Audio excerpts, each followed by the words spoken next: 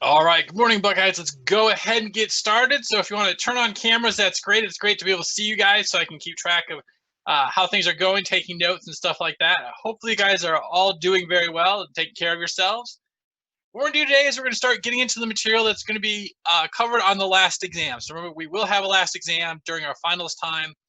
And that last exam will cover the materials that we will be talking about starting today going forward. So as we work on things, we are starting to get to that finish line. And because we're getting to that finish line, it's important to kind of keep in mind the things that we need to do to wrap up. Keep in mind, too, that we want to stay focused on doing a nice job and bringing things home. You guys have been working hard in this class. I super appreciate that. So we want to keep things going well. So as we're progressing through lectures, what I'll do is try to remind you of some of the things that we'll be finishing up, kind of where grading's at and things along those lines. So before we start to get into our next topic here, we're going to use class by the numbers. And I talked to you guys about this before, is that I feel like in order for you guys to do well in the class, understand things, you need a little bit of feedback in terms of how the class is doing and where you stand related to things. And also it's the time too, I want to check in with you guys, make sure everything is going well, that you're doing all right with things. So let's go ahead and walk through these numbers. You guys know how this process goes.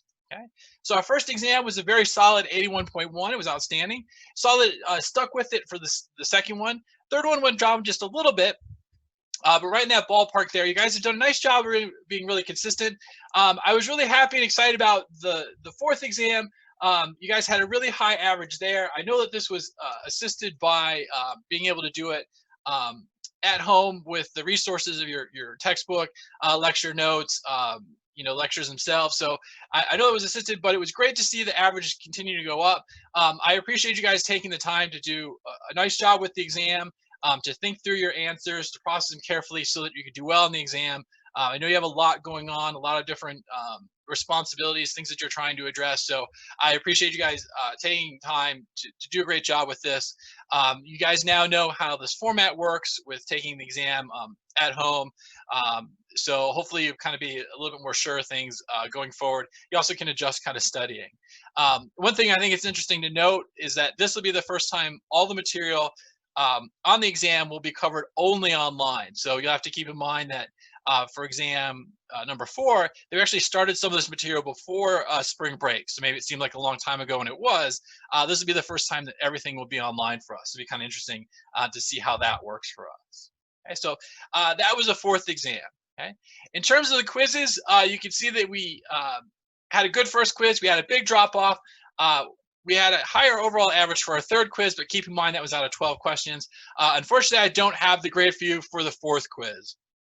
So I'll try to get that to you guys. But again, that quiz was designed to be a little bit more practice with things.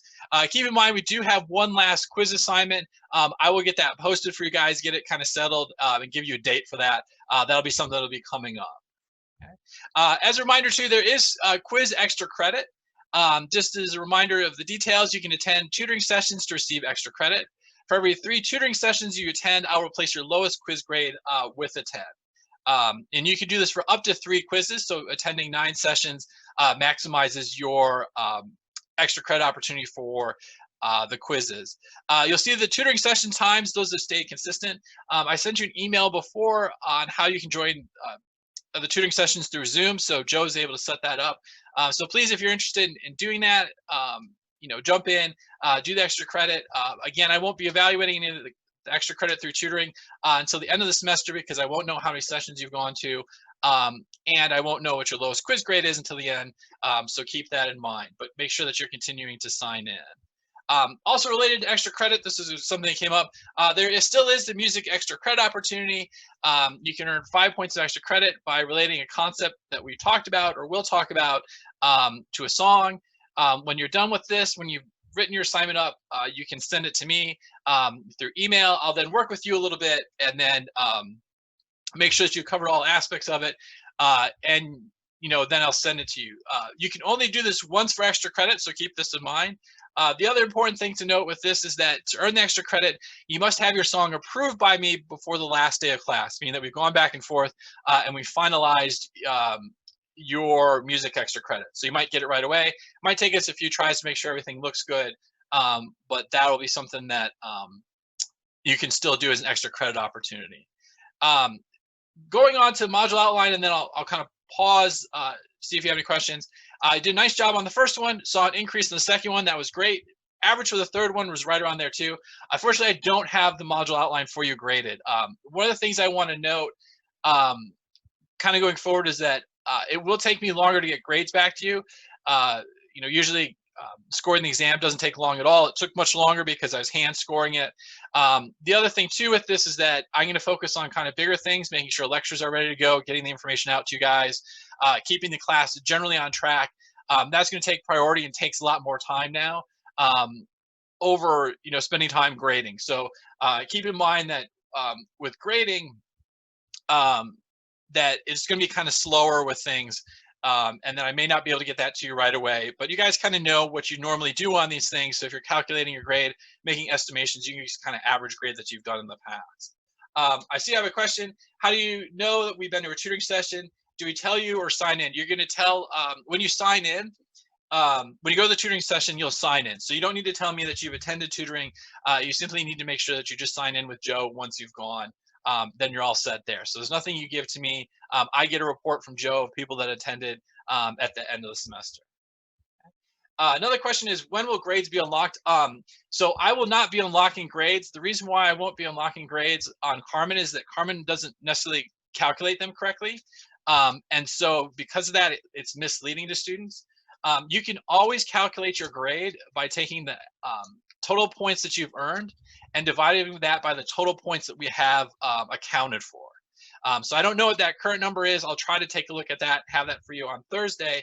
But basically, all you have to do is just a little bit of math, take the total points that you've earned, divide that by the total points that I've scored for you guys, and that will give you the average for the class. But I won't be unlocking those grades because they're not accurate. Okay? Great questions, guys. Let me kind of continue to pause here to see if you have other questions.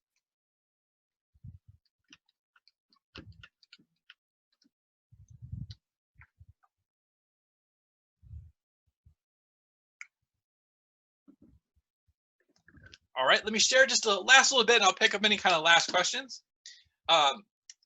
So in terms of completing research credits, previously we had 55 of the total credits completed, so we're in good shape, looking good.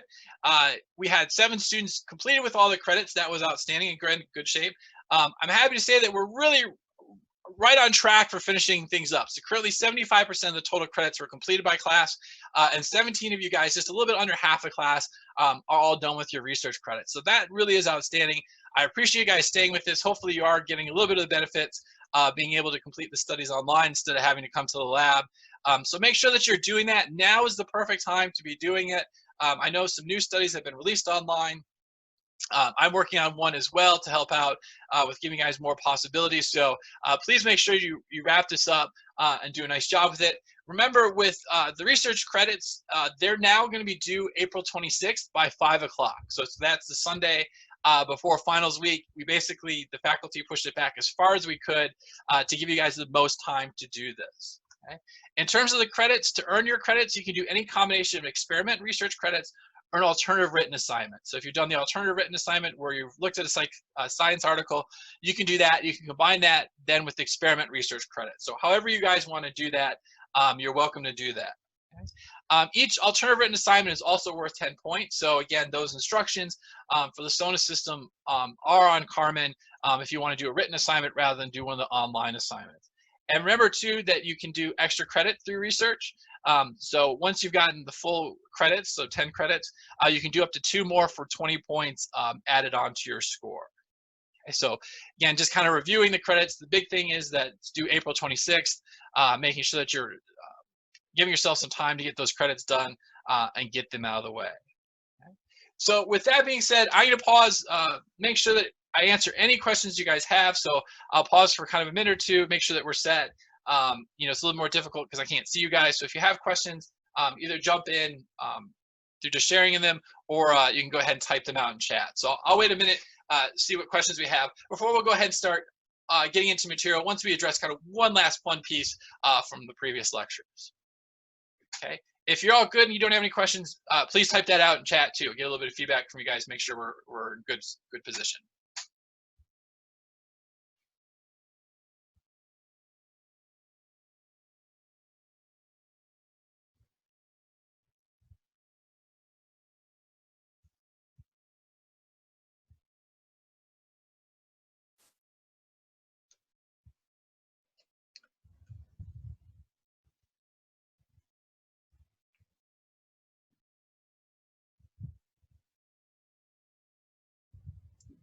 Okay, so a question that came up that's a good one. I'm glad the student asked. So once you get your credits on Sona, you don't have to do anything through turning things in through Carmen. I get a report at the end telling me how many credits you've earned. I then input that data into Carmen. So all you really do with the Sona system is make sure that you just get credit once you've completed the studies. I'll get that information later on. So great question. Okay, I'll continue to pause, see if there's anything else.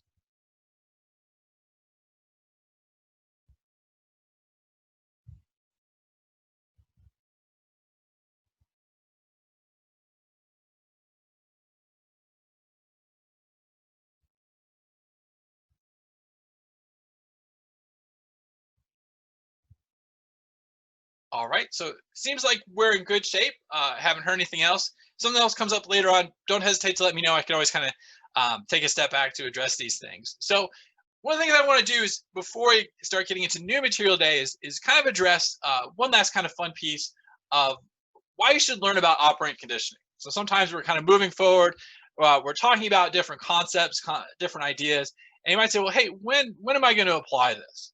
And so what I want to do is share with you a clip from Big Bang Theory.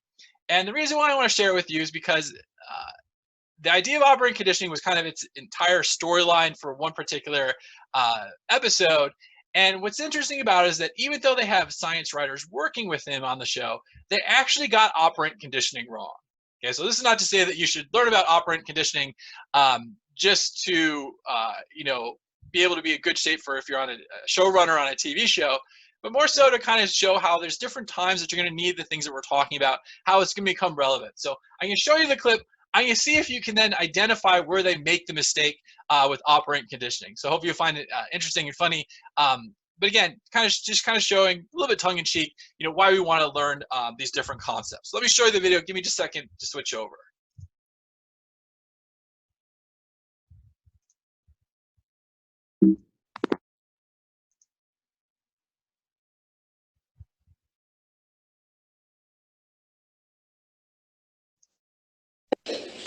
Are you finished? Well, thank you.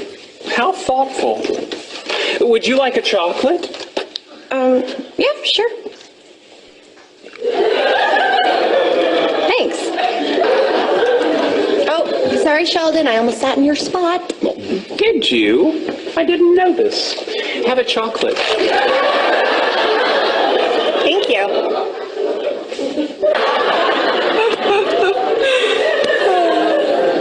You're here a lot now. Oh, am I talking too much? I'm sorry. Zip. Thank you. Chocolate? Yes, please.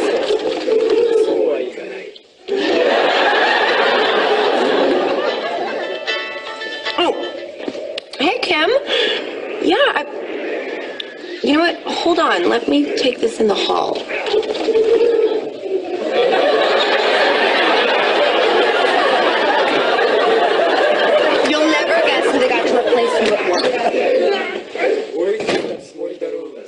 Okay. I know what you're doing. Really? Yes. You're using chocolates as positive reinforcement for what you consider correct behavior. Very good. Chocolate?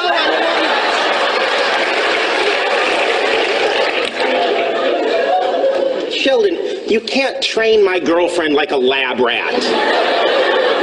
Actually, it turns out I can. Well, you shouldn't. There's just no pleasing you, is there, Leonard? You weren't happy with my previous approach to dealing with her, so I decided to employ operant conditioning techniques, building on the works of Thorndike and B.F. Skinner. Yet by this time next week, I believe I can have her jumping out of a pool, balancing a beach ball on her nose. No, this has to stop now. I'm not suggesting we really make her jump out of a pool. I thought the bazinga was implied. I'm just tweaking her personality, sanding off the rough edges, if you will. No, you're not sanding Penny. Are you saying that I am forbidden from applying a harmless, scientifically valid protocol that will make our lives better? Yes, you're forbidden.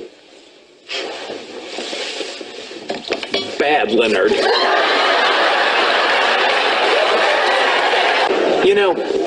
Using positive reinforcement techniques, I could train that behavior out of her in a week. No. If you let me use negative reinforcement, I can get it done before we go to bed. You're not squirting her in the face with water. No, of course not. We're talking very mild electric shocks. No tissue damage whatsoever. Forget it. Oh, come on. You can't tell me that you're not intrigued about the possibility of building a better girlfriend. I'm not. Penny's qualities, both good and bad, are what make her who she is. You mean like that high-pitched, irritating laugh? Yes. You wouldn't prefer a throaty chuckle? You're not changing how Penny laughs. No, that would be incongruous. I was going to lower the whole voice to a more pleasing register. Sorry, guys. That girl is freaky. Come again? Freaky. Freaky? Yeah, freaky.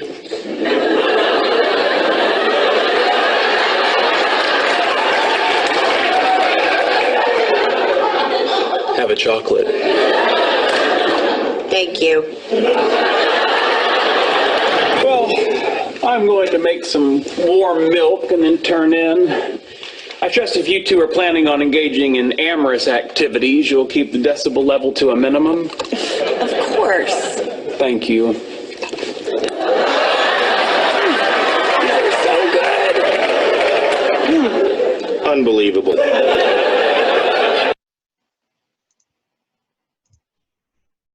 All right, so give me just a minute. I'll switch back to our slides.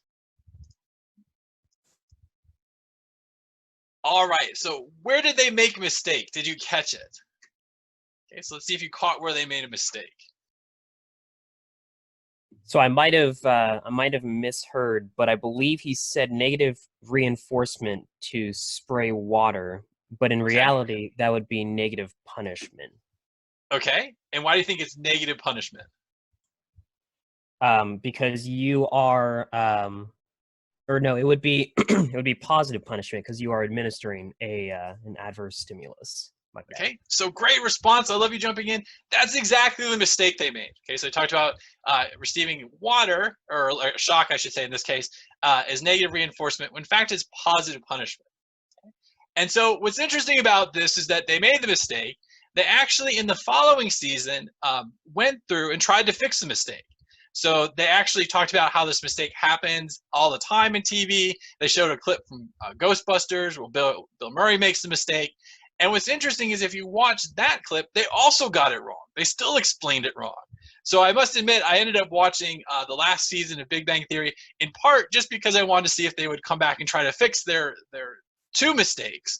And in fact, they never came back and fixed it. So I don't know if they had other mistakes in the show, but that was definitely one that they didn't come back to. So if you look on YouTube, you can find where they had the second clip trying to address the mistake. You can see where they continued making the mistake. So again, kind of tongue-in-cheek with things, but the idea here is that the things that we're learning, you'll see applied, at different points in our lives at different times. And so I want you to kind of keep that in mind, especially as we're working through kind of this last stage here. Okay. So with that being said, let's go ahead and start getting into our content that we're going to be focusing on. Okay. Oh, hang on, guys. One, two.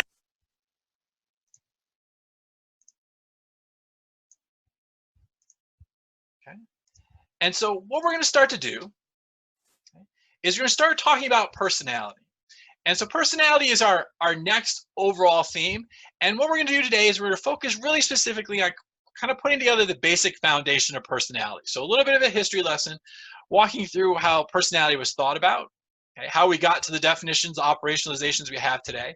So it's a little bit of a history lesson, it's a little bit of setting the table, but it's important for us because everything that we're going to be discussing going forward is going to be related to personality, whether it be personality directly, or whether we think about kind of personality in terms of psychological disorders. Okay, so where there's personality characteristics that are maladaptive. And so just looking at, here we have the 7 dwarves, and we can kind of put different labels on them other than kind of what they were given before. So instead of sleepy, you might contently say that he's contently lethargic, kind of another label for it. Okay? Each of these different characters kind of has these different traits about them. And that's what we're going to talk about as we talk about personalities. We're going to talk about them as kind of these traits. And so our operational definition we're going to start with is an individual's characteristic patterns of thoughts, feelings, and behaviors. Again, so personality, as we discuss it, is going to be individuals' characteristic patterns of thoughts, feelings, and behaviors. Okay, so remember, this goes back a little bit to our ABCs, our affect, behavior, and cognition. Here we have our cognition in terms of our thoughts. So what are our thought processes we have in our personality? So are we always consistently thinking about things in a negative way?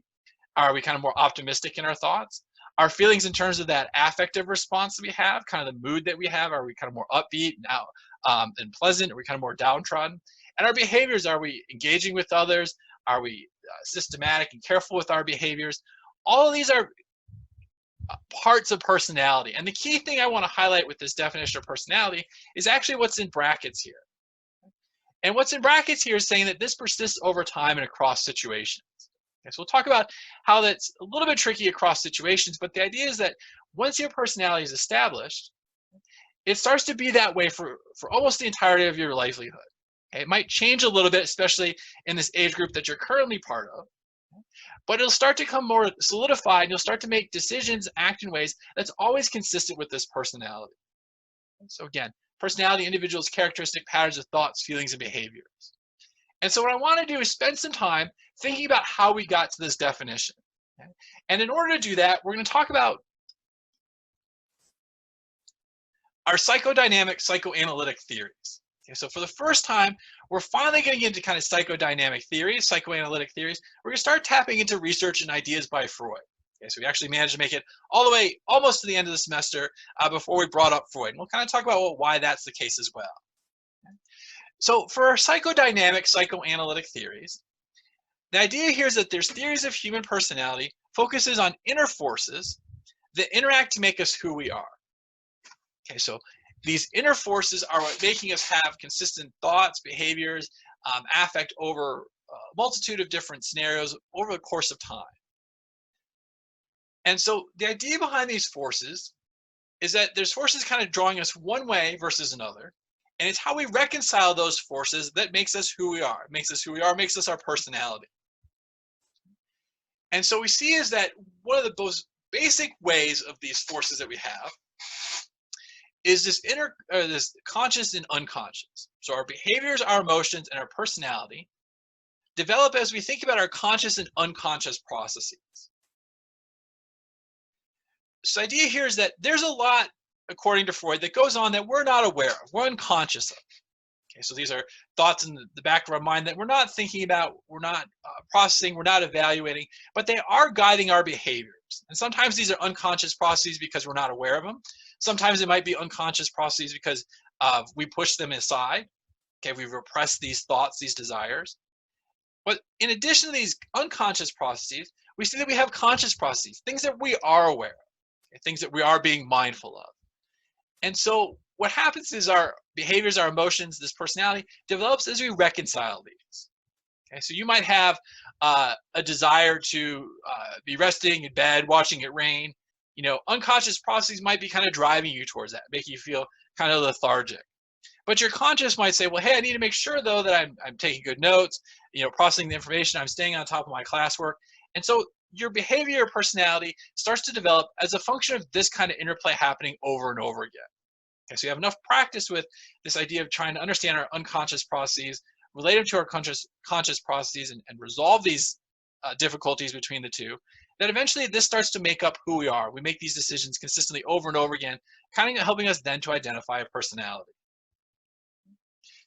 So let me kind of talk about how we develop these theories. We'll start to get into more of the specifics about these kind of inner forces and these interplays. And to do this, what we need to do is finally kind of delve into Freud. And when we talk about Freud, we're going to see that his thoughts, his ideas are beneficial, but they're not absolutely perfect. And we'll talk about why that's the case. Now, a little bit of history on Freud, okay, which is important for understanding where he's coming from, how he got to his position, is that Sigmund Freud started off his career as a physician. So, you know, he was a very well-known physician. He was a good physician. He was very active with reading and getting knowledge and processing information. He was very intellectual in terms of his approach towards medicine. But one of the things that he decided to do is he wanted to start to explore how mental and physical symptoms could be caused by purely psychological factors. So he starts seeing these cases where individuals are having physical difficulties, but Freud can't pinpoint why that's the case. Okay, so Freud can't, point to issues with nerves or with muscles, the type of things that you would think would limit someone's physical abilities, cause problems. These are completely fine.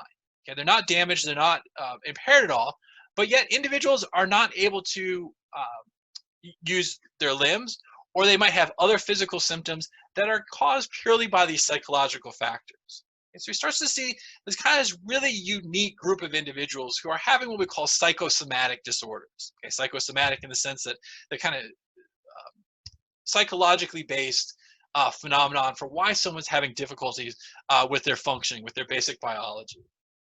And his thought process as to why this was happening was tapping into this idea of these kind of unconscious drives.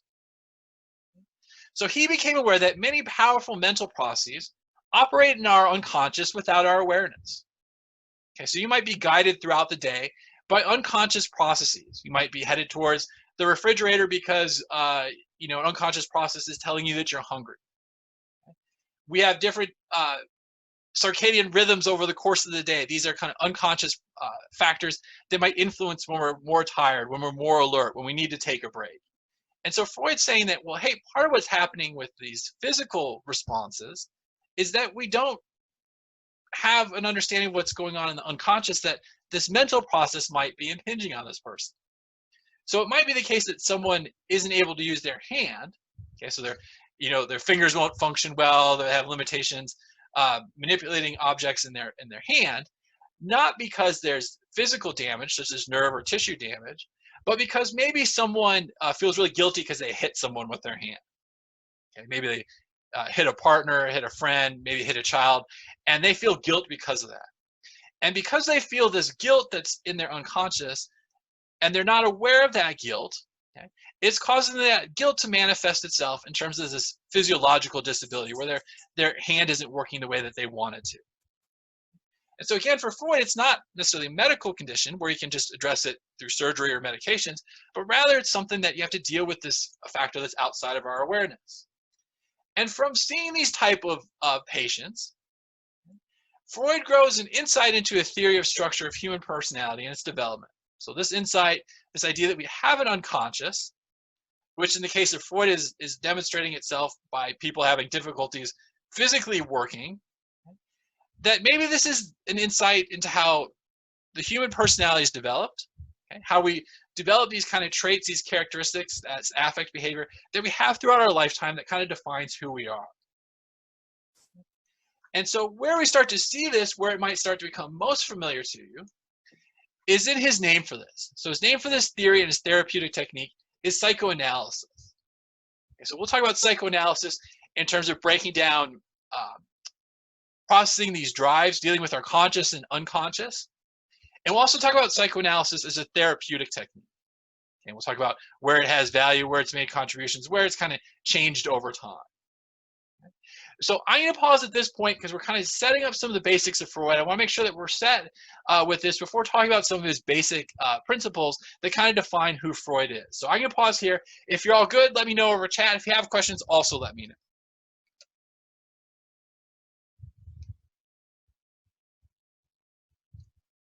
So I had a question about the unconscious. So, like, Okay. for the example you just gave about, like, you hit a child and, like, in the back of your mind you feel guilty and stuff like that. How could it affect you, like, for example, the guilt? Because, like, being guilty is when you feel bad for doing something, but if you don't even know that exists, then how could you, like, feel it, and how could it, like, affect your, like, daily life? Right. So it's something that you're, I guess when I say don't know it exists, let me clarify that. Say it's more something that you're not always consciously aware of. Okay. So you may be more willing to help someone out, to provide assistance to someone else, because you have kind of this unconscious feeling of feeling guilty, that you're trying to address this, but it may not be something that you're saying, oh, well, I'm helping this person because I feel bad that I, hit a child, but it might be that you feel this overall sense of guilt that's kind of drives your behaviors, but you may not know its origins, you may not know why you feel guilty, but it's still kind of driving your behaviors. Okay, does that help? Do you have follow-up questions? No, that was good. Thank you. Okay, so Again, this idea is that it's something that you're not consciously processing, but it is still driving your behavior. It's still something kind of going on in the background. Okay, great question. I appreciate it. Other questions, things I can clarify, or let me know if you guys are all set.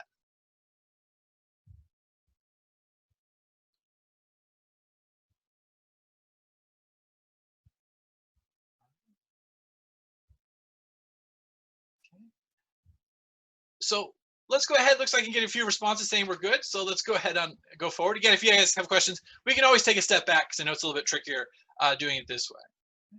So let's talk about Freud's first idea of personality, kind of the one he's most conscious or most well known for. And this is idea of kind of this id, ego, and superego. Okay, so we'll start with Freud's kind of personality mind iceberg idea by saying the mind is, he argues, is mostly below the surface conscious awareness. And he believes that what happens is that personality develops from our efforts of our ego, our rational self, to resolve tension between our biological id, based on biological drives, and the superego, which is society's rules and constraints. So he's making the argument that our personality, who we are, these characteristics that remain over time, influence our behaviors, our reactions, our thought processes, are a function of kind of understanding this balance the ego has, this rational self, between the tension of the id, which is the basic biological drives, and the superego, which is society's rules and constraints. Okay? So let's break down the id, ego, and superego a little bit here, because I think that'll help make more sense of how Freud's thinking about personality. So he argues that the biggest part of this iceberg, kind of circling around here, is this id. This is kind of these unconscious energies. And we can argue that some of these unconscious energies are basic biological drives. Okay, so these are basic things that we need in order to survive. And if we acted on this id, we might be acting on very kind of animalistic behaviors. Okay, so if you have an aggression drive, you would be, harmful to others. Okay, so you feel this high need to aggress against others. If you're acting only on your id, you start to just become incredibly aggressive towards others, just with the idea of harming them. Now, also below this idea of conscious awareness is part of our superego. So our superego is our internalized ideals. It's the gold standard for how we want to behave, the way that we should do things. And to some degree, we're aware of this superego, but to the other degree, though, it's kind of in our preconscious. It's outside of our awareness, but it's also accessible. We're saying that it is really in the unconscious mind. It's not very well accessible. Now, the ego is what has to make peace between our id and our superego. Okay, so our ego here is mostly conscious. You're aware of the processes. You're aware of the thoughts going on. And it makes peace between the id and the superego. So it basically says, well, I'm going to balance out the need to do things the way that I should be with these basic biological drives that I have. Okay, so your unconscious energy, your id, might be saying, again, go rest. You're tired. Your superego, though, might be saying, hey, I really need to take notes. I need to make sure that I'm being a great student. And so your ego has to resolve this. So your ego may give into the id, causing you to just kind of give up and be laying there. Or what the ego might say is, well, hey, I'm going to make sure that I do the best I can with being in class, taking notes, answering things, but maybe I'll take a nap after this. Maybe we'll have lunch, then take a nap. We see a little of this actually happening with the COVID virus. Okay, so we might have unconscious energy of wanting to go and interact with others, okay, wanting to be with others. There's this basic biological drive to socially connect with others. But we have this superego that says, well, no, hey, we shouldn't be socially interacting with anyone. It's safer for me to stay home, to stay isolated. I should only interact with my family. It's a bad idea to be interacting with others. Okay? Your ego then has to then resolve the tension between these two. Okay, so how is it going to make peace with this? So it might say, well, hey, I'm going to violate this social distancing, and I'm going to go interact with someone, doing something I shouldn't. Okay? It might say, no, we're going to stay at home, but it might say, oh, I'm going to go, maybe out for a little bit, go for a walk, and I might talk with people that I come by, maybe some neighbors, maybe I walk to a friend's house, but I make sure I still keep my social distance from that person. Okay? Or maybe the idea here with the ego is that it says, okay, I still need to keep the distance, but I want to connect with others, so I'm going to, get on and chat with someone, or message with someone, or FaceTime, something like that. And ultimately, what this really comes down to, and really is key for Freud, is this unconscious idea. Okay, so he says basically this unconscious in Freud's view is a reservoir of thoughts, wishes, and feelings and memories that are oftentimes hidden outside of our awareness because they feel unacceptable. Okay, so it's unconscious, what's going on under kind of this watermark here, this waterline here, are these reservoirs or thoughts, wishes, feelings, and memories that we kind of keep hidden away because they're unacceptable. So here's where if you felt bad because you hit someone that you shouldn't have, or you can feel guilt because of this, but you're going to keep it away outside of your awareness because you don't want to keep feeling bad about what you did. And through Freud's therapy, this would be where we would kind of bring out this unconscious, kind of make it clearer how things are functioning, make that part of your awareness so that you could address it. So again, the key pieces here are the id, ego, and superego, understanding how the ego, balances between the id and superego. And this idea of kind of the conscious mind where we're thinking through and processing information, and the unconscious mind where it's below our awareness. Sometimes it might be in the preconscious where it's a little bit accessible, but it's really this unconscious that drives a lot of Freud's thinking as to how we develop these thoughts, these feelings, these memories that we have that kind of define who we are, but they're outside of our awareness, sometimes because they feel unacceptable. So that's Freud's kind of first kind of thought related to personality. Freud also has a personality-related theory in terms of Freud's theory of psychosexual stages. And the idea here is that this really addresses that id. Again, still continues to address that unconscious motivation. So the id here, in this case for the psychosexual stages, is the focus on the needs of erogenous zones. So the idea here is that the focus is on the needs of the erogenous zones. These are sensitive areas of the body. And what he argues here is that people can feel shame about these needs and can get stuck at being fixated at one stage if they never resolve how to manage the need of that zone. Okay, so the idea here is that as individuals develop, there's certain areas of the body that are more sensitive, more erogenous, more influential. And what happens is that people need to be able to meet their needs, feel satisfaction with these erogenous zones, these sensitive zones. And if they're able to do that, they're able to then successfully move on to the next stage. But if someone's not able to do that, to get this need met in a socially acceptable way, then someone might get stuck there. Okay, so let me talk about the different stages, and I think you'll then see how it kind of reinforces this idea. And this table here, you don't have to get written down word for word, okay, because I'll have it for you, it's in the book. But what we see when we go through the stage is that between 0 and 18 months, the pleasure center surrounds the mouth. Okay, sucking, biting, chewing. This is really where you get the child gets kind of the most satisfaction. Okay?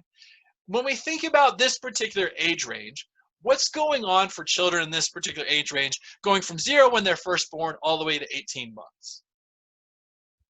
Okay, what's the key kind of aspect of this age range? What are they doing that's important?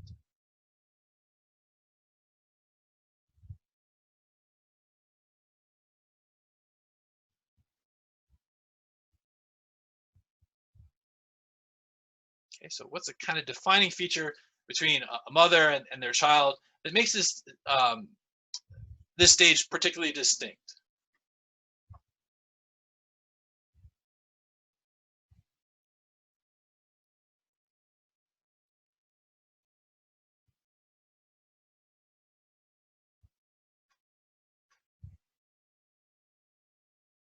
Okay, so what is the child doing relative to his mother?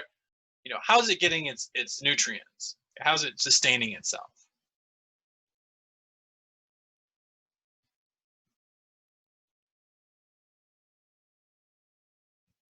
This is the period when they're breastfeeding.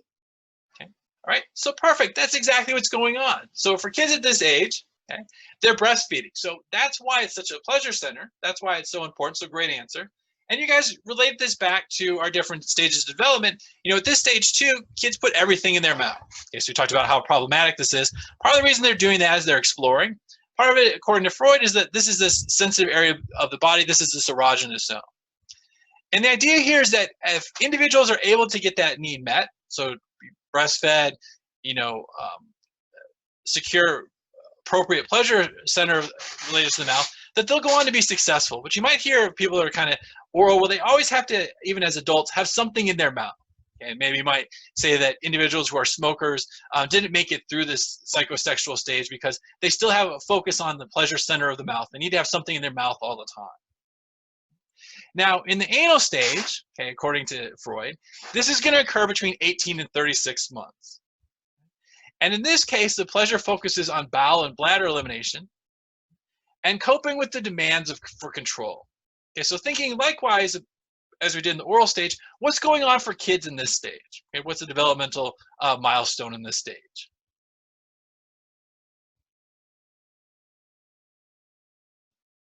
Okay, what are parents trying to get their kids to do? Isn't this the stage where like they start controlling the like bowels and like getting potty trained and all that? Okay, so absolutely control their bowels. In this case, they're going through potty training.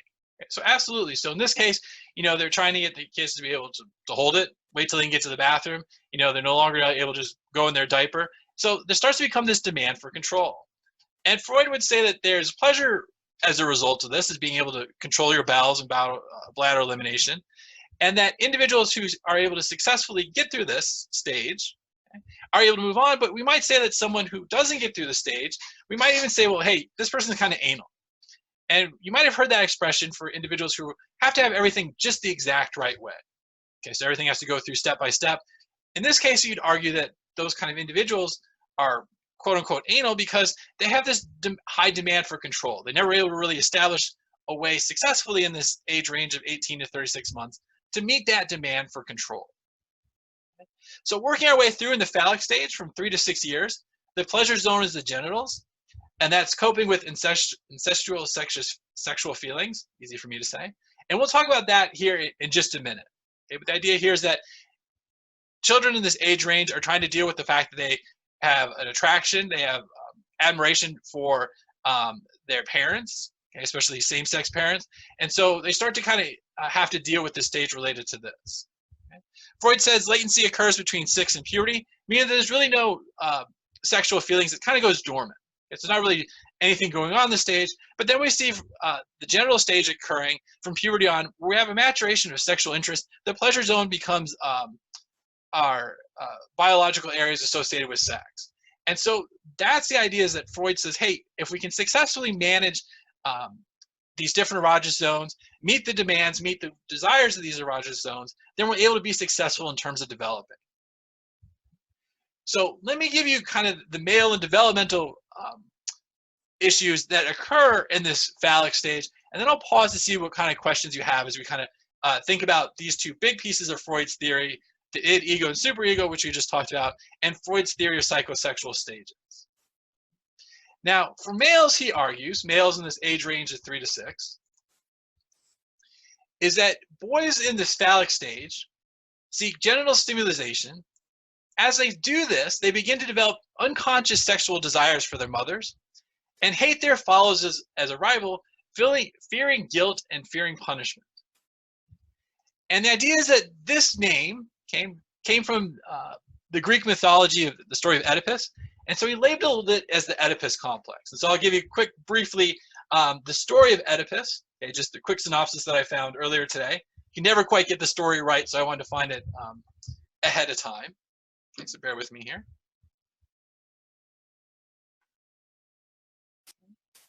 And so the basic story of Freud is that the Oracle of Delphi tells King Laius of Thebes that he will have a child who's destined to kill him and sleep with Laius's wife, Jocasta.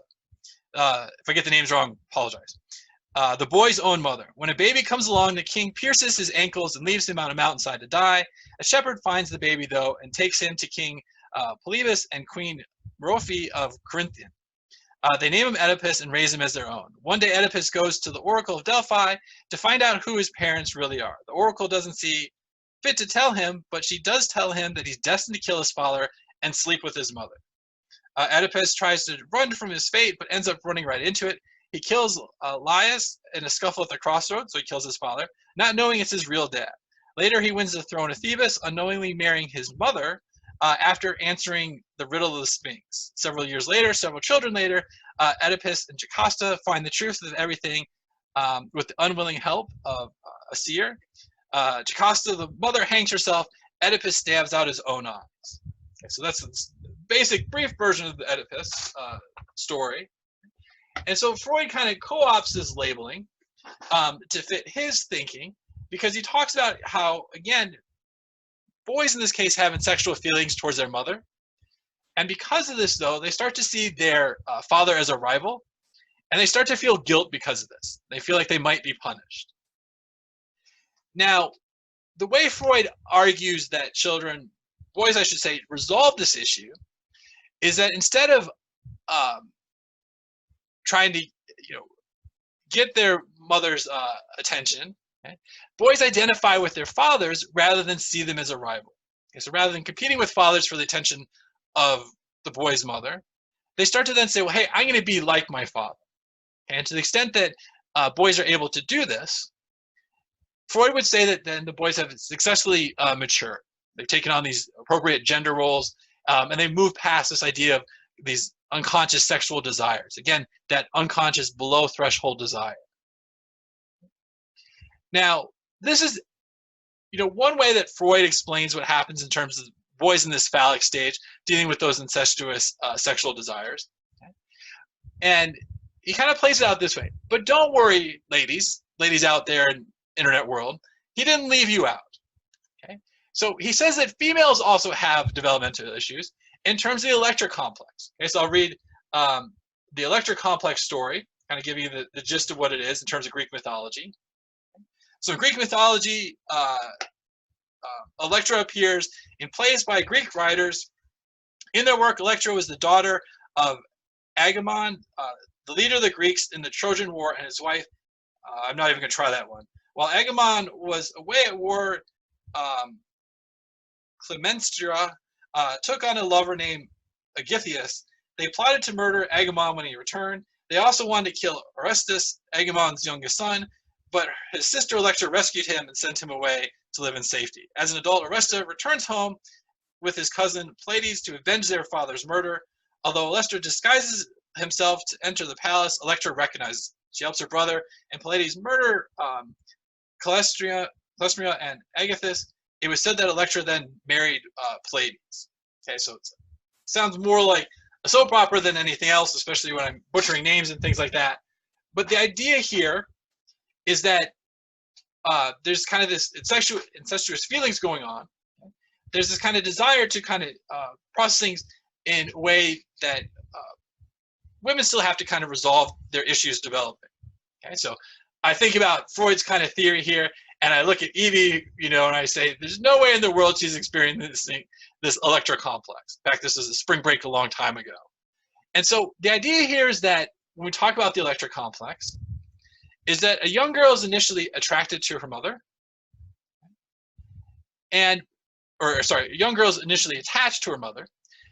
However, she realizes that she doesn't have a penis, and she blames her mother because of this for that castration. Okay, so basically saying, hey, you castrated me, so therefore, you feel negative towards the mother for this castration.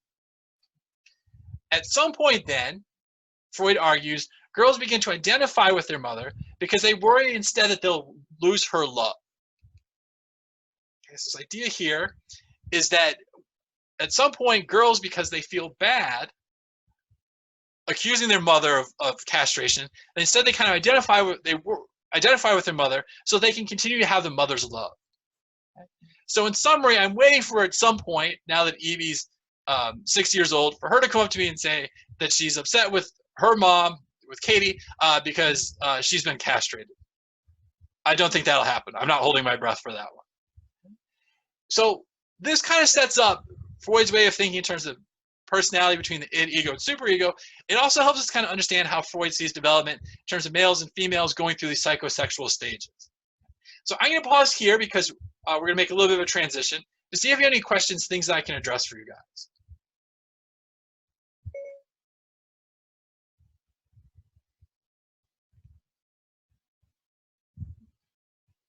All right, questions, concerns? Let me know that you guys are all set.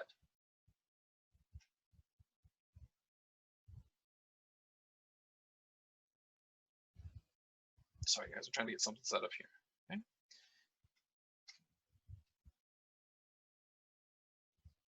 All right, so what we can think of when we process Freud is thinking about his legacy. And so I'm going to lay out a lot of information here. Don't worry about getting it kind of all written down all at once. It's not the most important thing. But it is important to kind of think about Freud and what his contributions were. Okay, what his contributions. And when we think about this, we can think about the fact that Freud gave us ideas about the impact of childhood on adulthood. That's something we still consistently evaluate and think about as psychologists. He talks about human irrationality, so why people are behaving in ways that don't make sense. The idea of sexuality, evil defenses, so defenses being kind of how we put up blocks to make sure that we're not harming ourselves. The tension between our biological selves and our social civilized selves, so not always acting on our basic instincts. Freud also gave us specific concepts we still use today, such as ego, projection, regression, so kind of going back to a younger age. Dream interpretation, inferiority complexes, oral fixation, civil rivalry, Freudian slips. And so this isn't bad for someone who was making these conclusions over 100 years ago with no technology for seeing inside the brain. So he doesn't really have any scientific method to approach this to understand what's going on, but he's able to offer a lot of these theories. Now, the biggest issue with Freud and why this class isn't based more on Freud is that Freud kind of was able to explain everything. If you responded one particular way, he had an explanation. If you responded another way, he had an explanation. But these explanations never really aligned with each other. And so one of the things that ends up happening is if you can explain everything, you can explain nothing.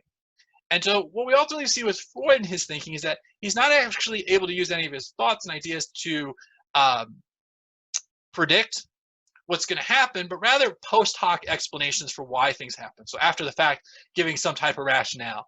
And that was a limitation to Freud's theories. So some of these theories we have been able to test in a way that we can establish predictions. But other times, though, these are more kind of concepts and ideas that we'll see kind of carried out as we get into therapy, especially. But this really shows kind of how Freud was limited in terms of what he was able to learn during his time, and also what we can learn from Freud. So we're going to make a transition here